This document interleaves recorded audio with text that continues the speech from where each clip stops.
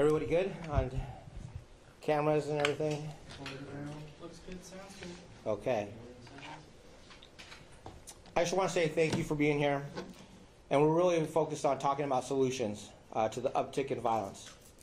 And I've been working with Mayor KIRO and to ensure that we make this city safe. And like everyone in our city, I'm deeply concerned about the recent increase in gun violence. That includes the tragic death of a pregnant woman on the streets of downtown in the middle of the day. And it's unacceptable that people live and work here fear for their safety. And it's unacceptable that innocent lives are lost due to senseless acts of violence. This morning I was at the scene of 137th and Aurora regarding the homicide. I want to thank Chief Scoggins for being here because I know his department is feeling that uptick in violence. And that's why I'm today announcing the formation of a new community violence task force. I want the people of Seattle to know we're committed to taking action. I'm marshaling the efforts of every bureau across the department to include our regional and federal partners. Because violence isn't just in Seattle, but events outside of Seattle can and do affect us.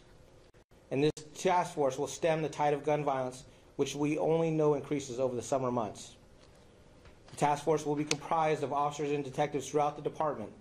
Specialty units will be rerouted to focus on 4 specific areas of the city: Aurora, Central District, South End, and downtown. And together we'll work to identify the people harming our community. And I want to thank our federal partners, as I've been in communication to ensure we get those additional resources that will make a difference. We are increasing our presence in areas where violence is widespread. And I want to make it very clear, this senseless violence and loss of lives will not be tolerated. If you're working women, if you are selling drugs, and if you're committing crimes with a gun, the Seattle Police Department is coming for you. We will arrest you and we will hold you accountable. I want to thank the King County Prosecutor's Office and the City Attorney's Office for their support as we make our city safer. I'll open up for questions. You talk about this, sorry, you go ahead. How big is this task force? Right. You said 4 different, so is it precinct-based? No, it is going to be a citywide base. I'm going to have one of our assistant chiefs will be leading this task force. Chief Barton is right behind me. Will be leading this task force. He's run several different operations like this. We're trying to pull close to about 50 to 60 officers and detectives throughout this department. As I mentioned, we're rerouting some of our specialty units to help focus our efforts on there. So their mission will change a little bit to make sure that we hit these areas.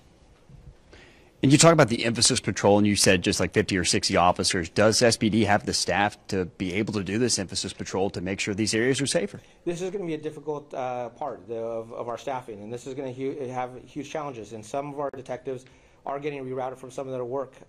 So this is the reason why I wanted to make sure I announce it, because it could have some impact on certain cases. We're going to have to triage a lot of the work that we're doing to make sure that we are focused on this level of violence. And so a part of that is that I'm trying to pull every level of resource that we're going to have. We're squeezing everything out to try and make sure that we reduce this level of violence. It's unacceptable. We can't have people being shot. I had 4 people shot last night. One of them resulted in a homicide. And we've got to be able to address this issue. Chief, how soon can the community see this task force in the works on the street? We are actually already setting up the task force as we speak. We are having our first formal meeting as early as next week, and hope to have by next weekend this up and running. We'll already have certain units that will already be rerouted to have some level of emphasis in these areas, because we're already providing a lot of the gun violence emphasis just in our normal patrol operations, but actually really focusing on very targeted individuals that are pulling the trigger.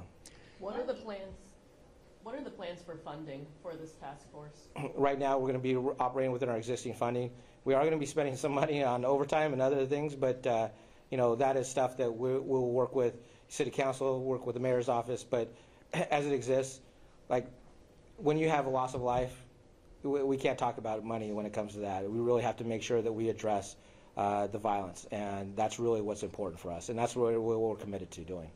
What units exactly would officers be pulled from to help staff this task force? Yeah, so we're going to look at several detective units. We have our community response group that is already up, with about 20 some officers.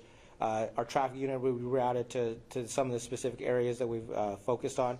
Our SWAT team and some of the other specialty units that we have in our Special Operations Bureau will also be rerouted to have a focused effort in some of these areas. Every day will have a very specific mission.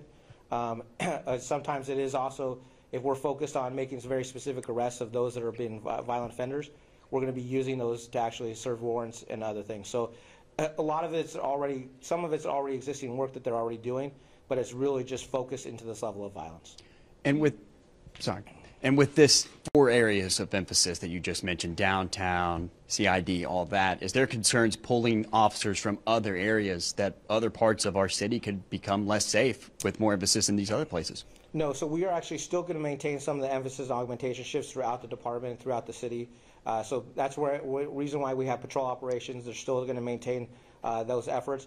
But having those very specific areas where we know that the violence is upticking, and that is really trying to drive that down. We know that sometimes if we hit one area, that sometimes it goes into other areas, and we're going to be able to address that area. We're going to have to make sure that we've got that flexibility to just course correct throughout the summer. We want to make sure that for the next 60 days that we actually see a reduction in the shots fired. We see that reduction in the homicides. We know that the summer months are already upticking. So just in the last couple of weeks, we've seen an increase in that. We actually saw a decrease for the last 4 months of the year last year. We saw a continued decrease in the first 5 months of this year. I mean, we were operating with close to almost under 20% in violent crime reduction. But it ain't going to matter anything to say those numbers when you talk to a family that's lost a loved one. And so that's the huge difference that we're really focused on. I mean, going up to 137th and having to have that homicide, and going up to Tuesday and having to work with a family that's lost their mother and a child, baby, pregnant. Those are the things that we have to be able to focus on, and that's what we're working on right now. The department's already understaffed. We've seen emphasis patrols in the past. We've seen task forces in the past. How is this different? How is this not just rearranging deck chairs? Well, right now we're having to redeploy because we are, as you mentioned, we are short-staffed. So really refocusing our efforts on these priority 1 and shootings and violent crime, that's really what our focus is. And sometimes we're not able to get to some of the car prowls and burglaries that might be occurring. It is going to be really focused on the violence, and that is where people feel safe. And so it's rerouting some of those missions, and that's the reason why I wanted to make sure that people are aware that some things that won't necessarily, they might not be that priority just yet, because we really have to drive this crime down. So what do you say to the residents that are the victims, whether it's of the homicides, of the gun violence, or it's the property crimes that you say are going to be less priority for the department? We're still getting to everything, but it is we have to prioritize life. And I think that everyone can understand that we have to prioritize people's lives, and that's what I'm doing. Is Seattle safe right now? We've actually seen, as we hit this, I mentioned kind of data, you don't really want to tell people data, but we're still seeing a 16% decrease in violent crime. That doesn't mean that we don't have a lot of work a long road ahead. And that's the reason why I need all the partners for us to be able to pull every resource to be able to support this effort.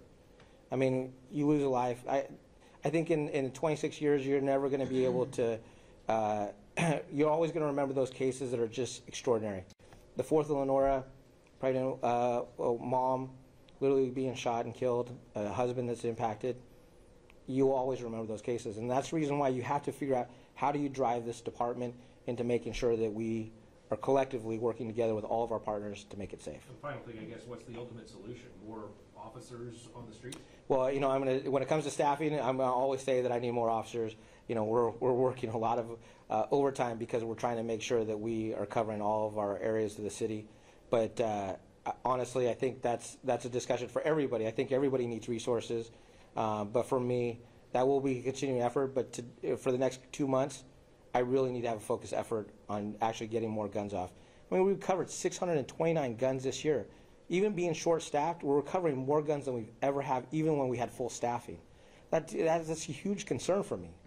Because number one, officers are doing great work in getting guns off the streets. but that just tells you how many guns are out there. And that's the bigger problem. That's the bigger societal question. How many guns are actually out on the streets? And we've got to be able to find ways that we get those off so we can actually save lives. Chief, on the One more Belltown question. shooting, on the Belltown shooting, on the Belltown shooting, do you have any update on the suspect? Have you found out anything about his background, and is there any sort of law enforcement activity that could have prevented that? You know, we know that our officers had an understanding of who he was, so experiencing some level of mental health. So we're still reviewing all aspects of that case. So I don't have really an update. We're also looking into the gun. You know, we know it was stolen out of Lakewood, and we're testing that gun to see if it was involved in any other cases. And so those are all things that are all part of the investigation that we have to do. But working with the King County Prosecutor's Office, they'll be working with their prosecutor to ensure the next steps of that case. And just to clarify, your officers did have contact with this guy prior? They know of the subject in the past, and so they're very well aware of some of the mental health issues that he's experienced. So, and that's it. Thanks, everybody. Thank you, everybody. For attending. We appreciate it.